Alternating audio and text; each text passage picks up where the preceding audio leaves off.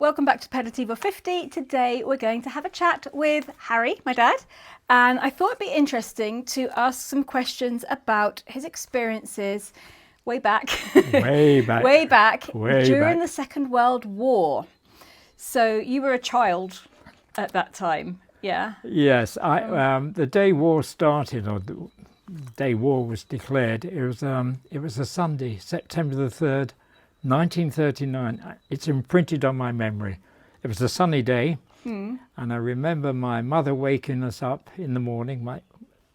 There was my sister, who was 2 years older, myself, and we all shared one room. We were in a very big family share. And she's saying, we're at war. We didn't understand what that meant. We had no idea what it meant. So I ran out in the street, got dressed, ran out in the street to see what was happening. We'd heard all sorts of stories which we couldn't imagine, of planes coming over, all childhood memories, I suppose. And the first thing, around about 9:30 that morning, and we lived in a place called Sutton in Surrey, and 9:30 that morning we heard the first time the siren. It went off, and we all ran indoors. We had no idea. It was a test. That was the start of the war. So how old were you? I was 6. 6, okay. So Joan would have been 8 and Peter Joan was would have 8. been... Peter hadn't been born, but Peter was born in that year, about 3 months earlier, Right. July. So he was tiny. July that year, 1939. So Okay. I say he hadn't been born. He wasn't talking. Okay. So how did that first year go? I mean, how much do you remember about that first, like the early part of the war? Like, did you get gas masks straight away? Or was More or that less, later we got on? the gas mask straight away. We were all fitted with gas masks. I was at school, junior school at that time, and infant school in actual fact. And I think over the period of the next 3 or 4 weeks, we were all fitted out with these gas masks. And we had a cardboard box about this big to keep the gas. And you couldn't go anywhere without that gas. You had to have it over your shoulder wherever you went. Right. Everyone had a gas. And of course, we were all worried and all looking up thinking what's going to happen. It's quite frightening to have these things when you're a baby. Yeah. Which we didn't know what they were for, really. We just knew we had to carry them. And if you were a baby, they had to, it was a very strange thing. It was red and blue. And it was I describe it like a balloon. It wasn't quite, it was a really heavy rubber thing. And you were supposed to shove the baby, I don't know how you got the baby in there. And there was a thing on the side where you had to punch it up and down to get the air in. Oh. But I always thought, well, if you're going to get the air in, are you going to get the gas in as well and gas the baby? I had no idea how they worked. And So how did you get the baby out again? Well, that was the problem. If you'd all been gassed, the baby would have stayed there. So, so we didn't know. But it was all this gas thing. Right. And I suppose it was a bit of the phony war then. We didn't really know what was happening. And it was a few... The other thing was, where we lived, the local authority came round and said we had to have an air raid shelter.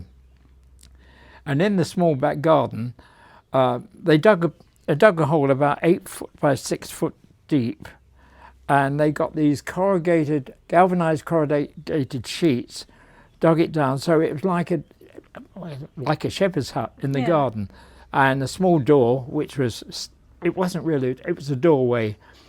And if there was an air raid, you had to go in this place. And they were called Anderson shelters. Yeah. I always remember Anderson shelter. And there may be some still exist as, memorial somewhere.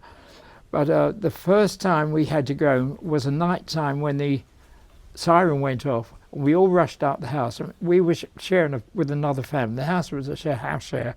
So there were 1, 2, 3, 4, 5, 6, 7 of us in this small land, and we rushed to the shelter and it was full of water. No one had told us that when you dig the ground, the rain had come in and just filled up, so we couldn't use that. So that was more or less a false alarm. So we never used it, and the authorities came down, I suppose a few weeks later, and said, we understand there's a problem. And they built a brick shelter, a beautiful brick shelter. Okay.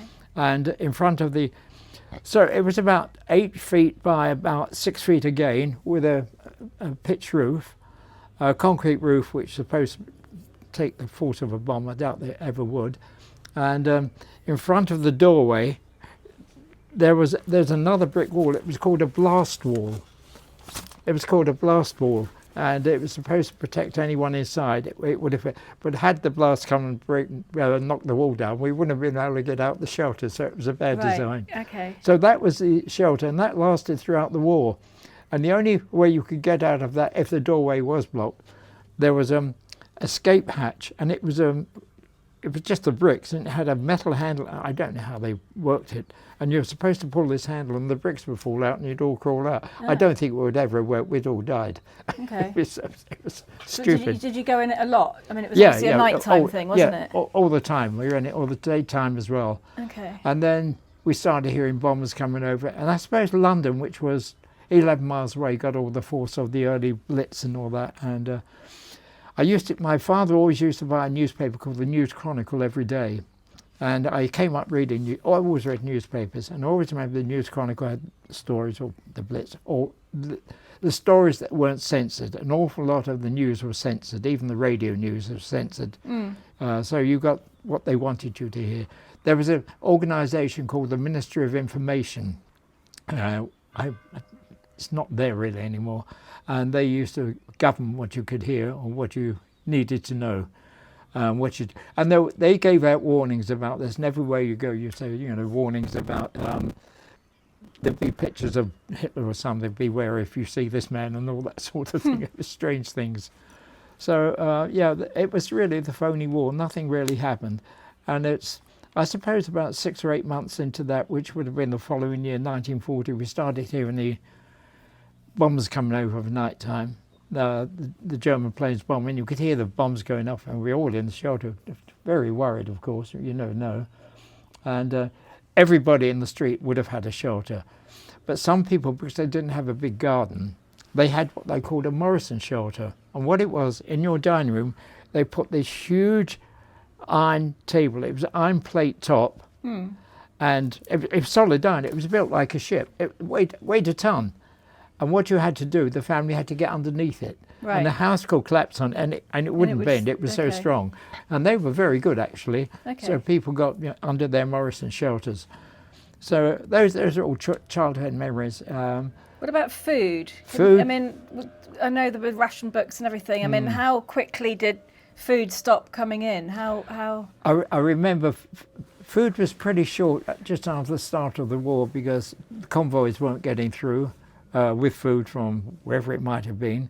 We weren't getting food from the continent because the continent was overrun by the Germans. Don't trust the Germans. And but no, it was overrun, so there was nothing coming. Spain was not at war. Spain was belligerent.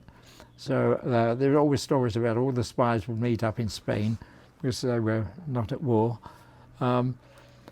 Food started to become difficult. I remember going to school, and we had school canteen meals, and I imagine like they are today, they were pretty boring. I remember. It depends on the school. Yeah,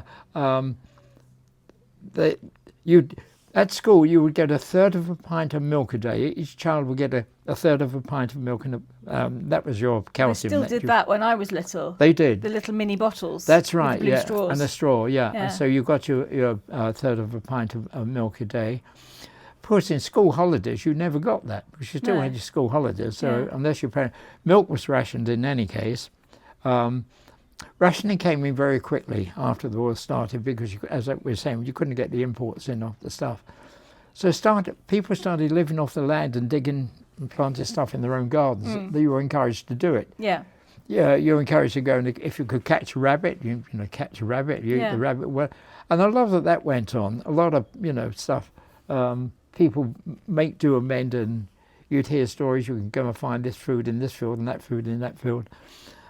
Which we never did, of course, but they gave you ration books, and every person had a ration book. I think it was every person who had a ration book, and on one page there'd be little coupon or cutout coupons on every page. It'd be tea on one page, sugar, then meat, biscuits and cereals. I think there were 6 or 7 items. And you were only allowed so much. So one of those coupons would be cut out by the grocer for that week. So your 1 ounce of sugar that week, if it's a bad week, that's all you would get. And likewise, the meat, I think it was 7 or 8 pence worth of meat you could have. Right. And that didn't last very long. So we didn't eat a lot of meat during the war because it was heavily rationed. Sweets the same.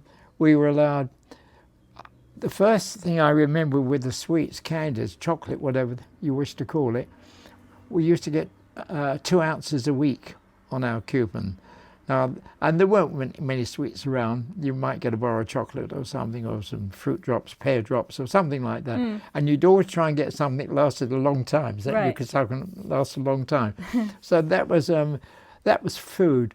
And school, I mean, they obviously had certain limits as to what they could make to amend, really. Yeah. And some of the food was pretty grim, but it was food, Yeah. Look, we weren't badly off. Some people in other parts of the world had nothing. Yeah. So we were quite lucky. But you were eventually evacuated, one of the children that were evacuated to the countryside, weren't you? That was 4 years into the war, yeah. In 1944, we had, I mean, I'll tell you a story.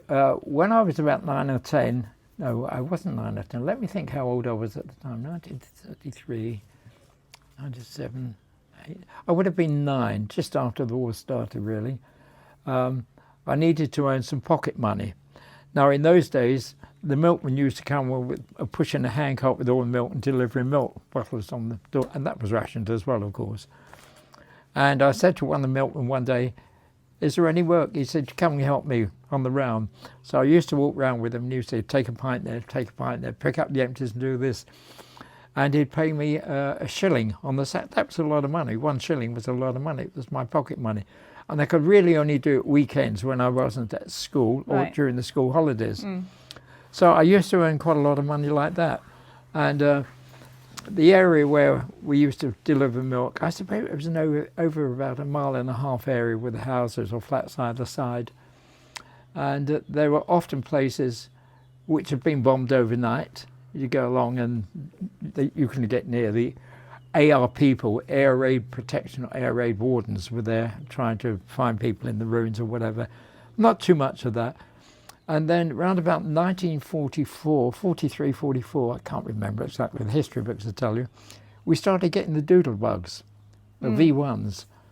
And they were terrifying. They were absolutely terrifying. Explain what they were for anybody who doesn't know. They were a flying bomb. They were launched from Peenemund, I think in Holland, Peenemund, Belgium, Holland or whatever. The Germans launched them and they were manless and they had like a jet engine on the back.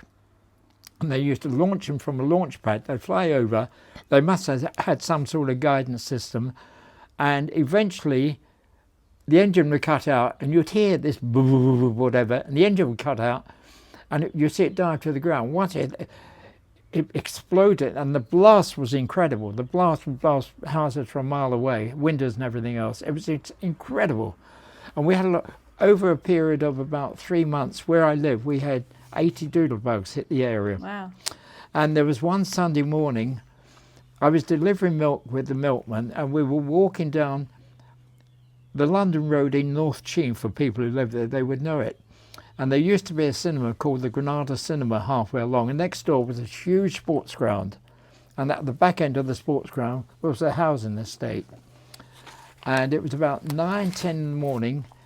We were coming along, there was no traffic around, it was just me and the milkman, Charlie. And he said, take the pint over to whatever that door was. And there was a grocer's shop. And as I got there, I hadn't heard the engine cut out. This Doodlebug had come down and it hit the housing estate over the thing, and the blast threw me through this shop window. I went right through the shop window. I mean, I didn't get cut, I was really shaken up. But that's how strong the blast was. And that particular blast killed about 40 people in that housing estate that day. So there were quite a lot.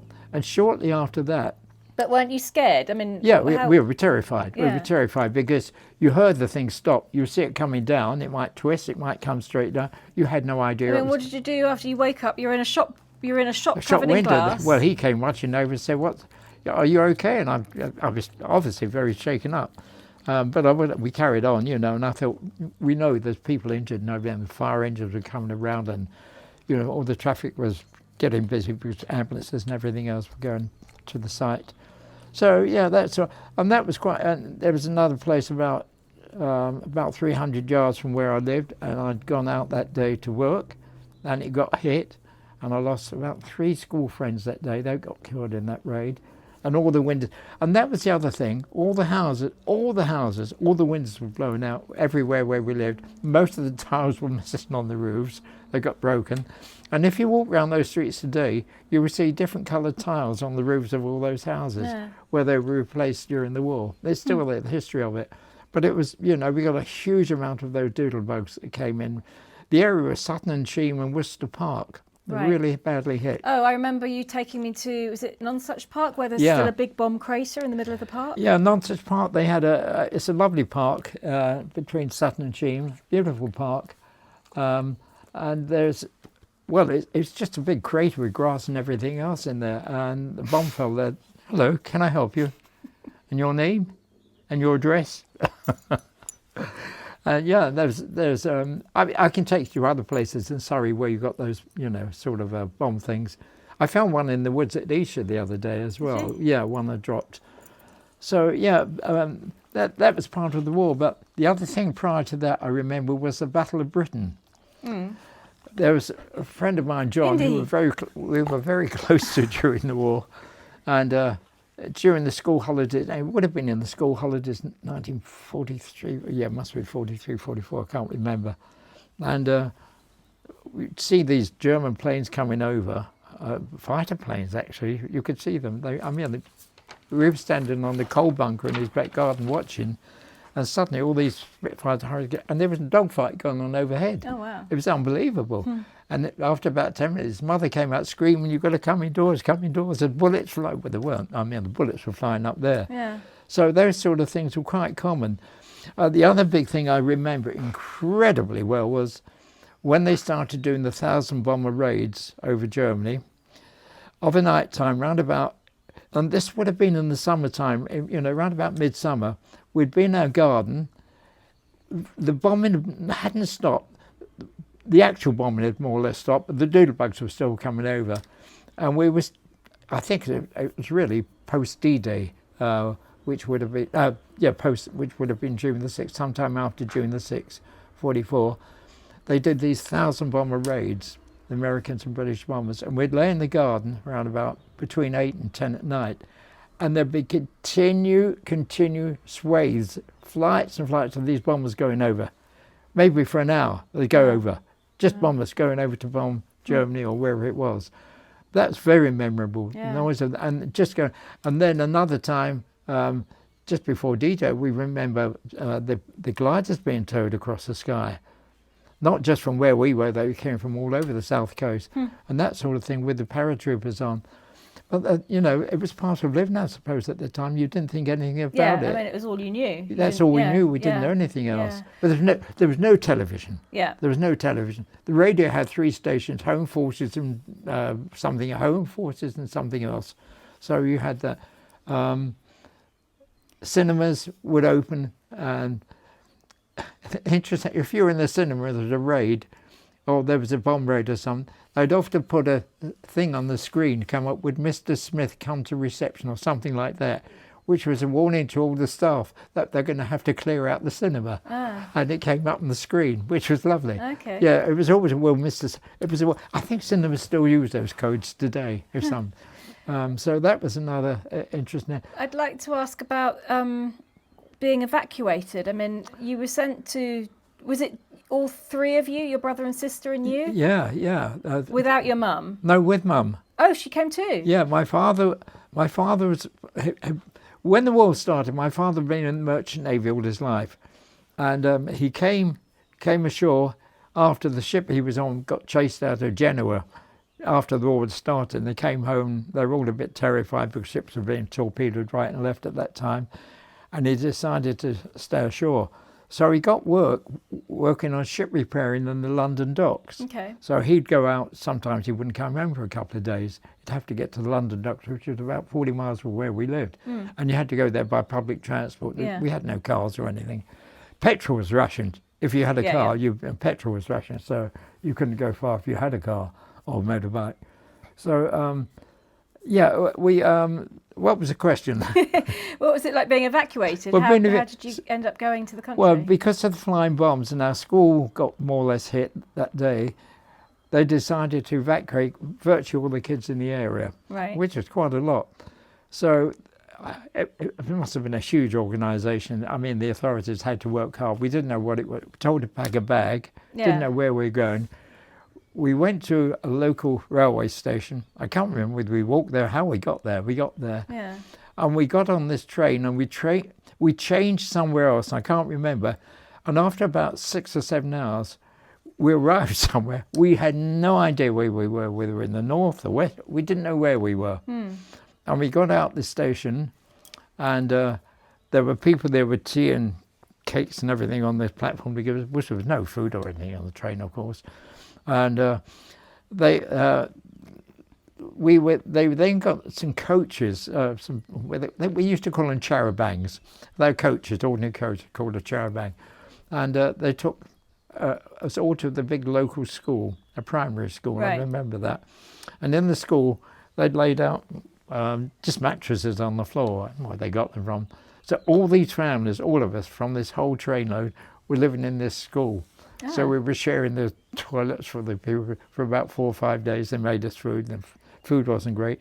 And eventually they found houses within this area. We didn't know where we were, by the way. We had no idea where we were. Okay. And eventually we found there was a village about half a mile away from the school.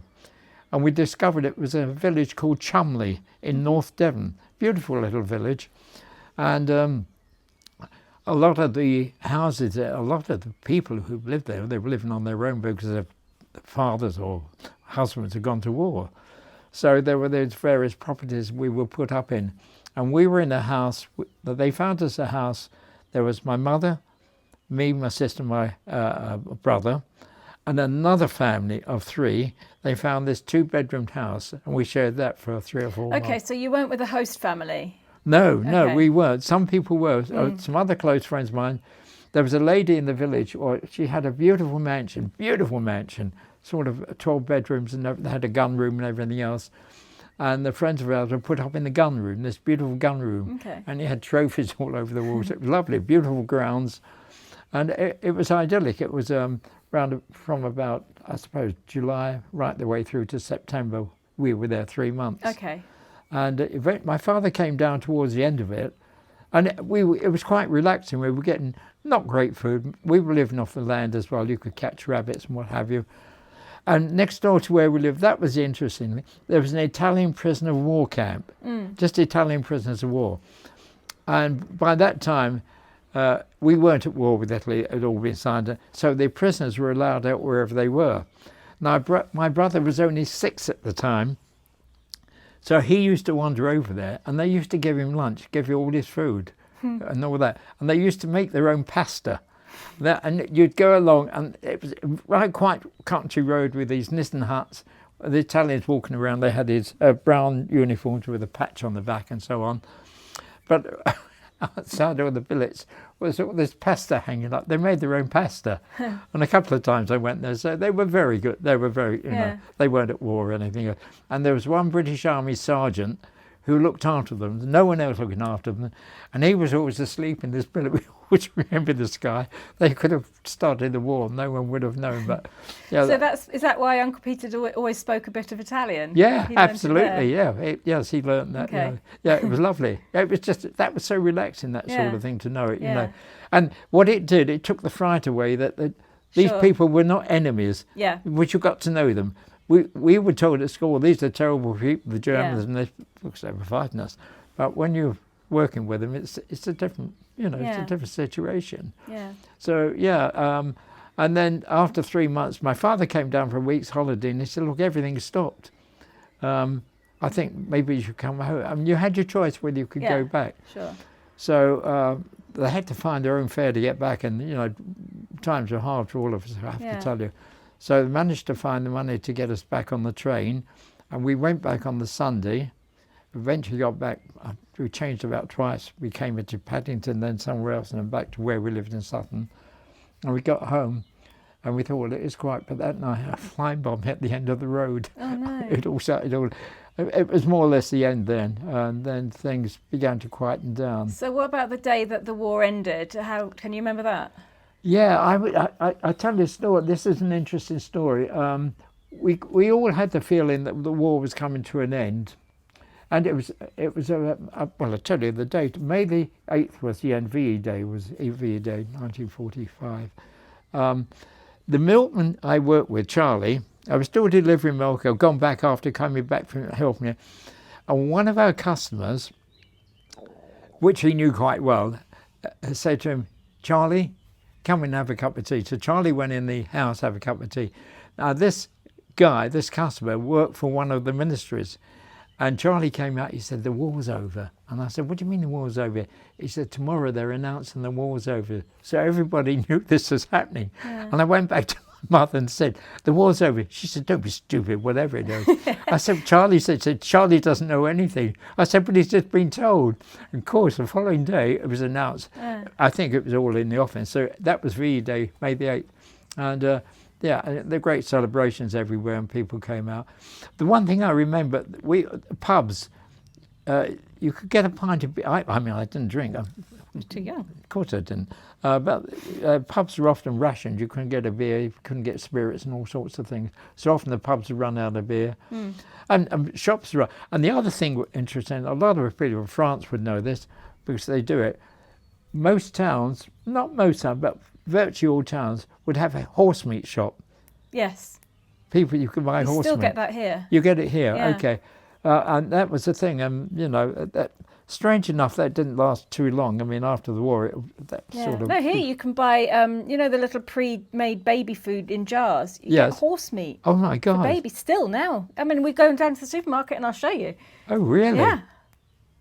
Wow. Yeah. Well, I'm not too sure. I can't remember eating it, but I mean, we didn't eat a lot of it. I mean, we didn't have any meat. I think the first time I had a steak, when I was at work, I never knew what a steak was for years. I remember you telling me, I don't know whether it was during the war or not, I do remember you telling me a story about Grandad coming home with an orange once, and you... No, it was a banana, it was dehydrated banana. Ah. Yeah, he came home. Because you couldn't get bananas back then? Never sold banana. Never sold banana until after the war. Okay. And oranges you could, but there was a wonderful thing they gave to babies under the age of 5, which was concentrated orange juice. And they used to get on the special baby's ration book, there was a little bottle. I doubt that was more than 150 millilitres of concentrate.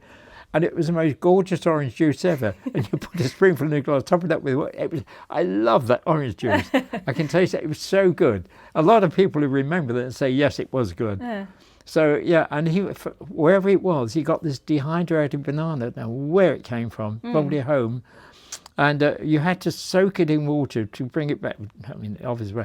And we cut it up into about 10 pieces to give to people. We shared this one banana. We'd never had a banana. Wow. So that, but I'm sure other people are a lot worse off than we were. Yeah. You know, at least we had food. Lots of the world had nothing.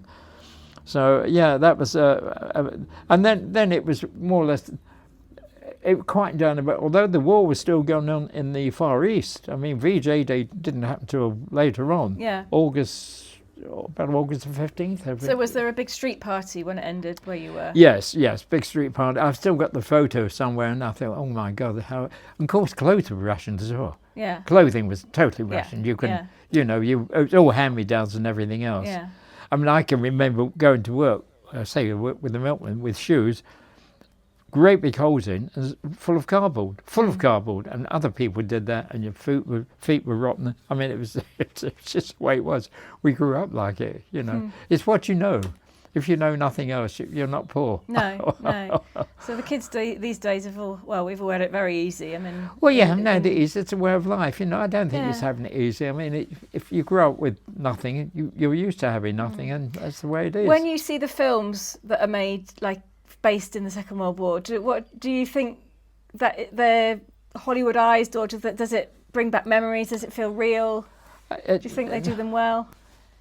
I mean, I know not the fighting ones, but no, not the fight. Some of the, yes and no. I mean, yeah. Do you remember bumping into American soldiers? Did you ask? Oh the gun and all that yeah. sort I of remember. stuff? Yeah, I can remember because I used to, from Charlie, I used to get a shilling a day, and if I work in 2 days, that's 2 shillings. That's a lot of money in those days. It really was a lot of money. And I could go into London, I could get a bus to the local underground station, which was Morden, and which cost me a penny on the bus, I think. And then I could get a train ticket return to Leicester Square from there, which is about 40-50-minute journey on the tube, which is still the same tube and same journey. And that would be something like 8p. So occasionally I'd say, I want to go into London. Oh, you can't, there's bombs and all this. And I'd say, well, there's no bombs today, you know, sort of thing. And eventually they'd let us go into London. And I can, let me. So I'd go into London at the age of 12, 11 or 12, all by myself, walk round.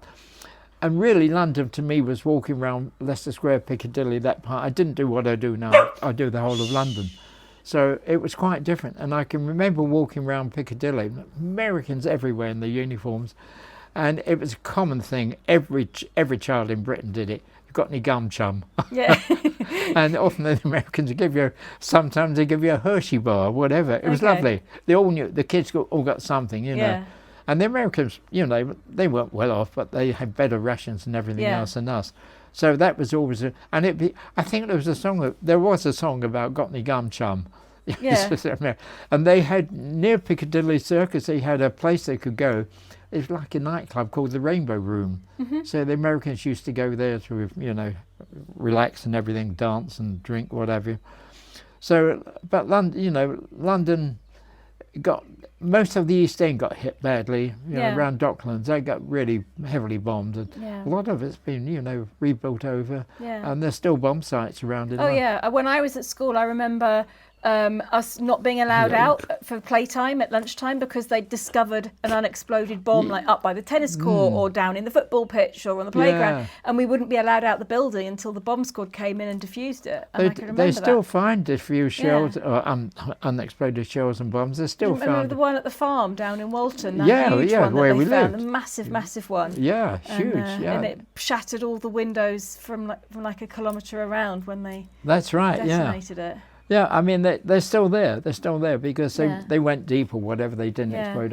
You know, one knows, doesn't know. But this is why, you know, places like Esher Woods where there's that crater there, and Nonsense Park. There may be other bombs under there which didn't explode. And you've got the holes there because we know they've exploded, so it's quite safe. And the other thing they used to drop, that was the other thing I always remember, where I lived in Sutton. You'd see these fires after a bombing raid, and the fire raid, they used to drop incendiary bombs. Oh, yeah. And the incendiary bombs, I mean, they're only about this big, but we used to go round in the morning, all the kids, we'd go round and collect shrapnel. And we'd have bags and boxes of shrapnel. What for? You used to swap it. It was the metal, all the various shapes it has exploded in. We all had shrapnel. And the classic piece to get was a nose cone of a shell, which was just a pyramid about that size. And I believe it had a copper top and it was silver under it. And if you could find one of those, you could get a bag of shrapnel for one of those. I mean, silly things, but I mean, it's the way it was. Oh, look at this thing. And there's still shrapnel around, you know. Yeah. That's really interesting. It is interesting, things you forget, you know, but it was a way of life. But, well, thank you for telling me about it. No, not at all. It's nice to live in a peaceful country. Yeah. Hello, can I help you? Should we go and get you some food? Come on. Come up here. Come up here. Up. She's so sweet. She really is. Oh, big cuddly doggy. Oh. You're really sweet.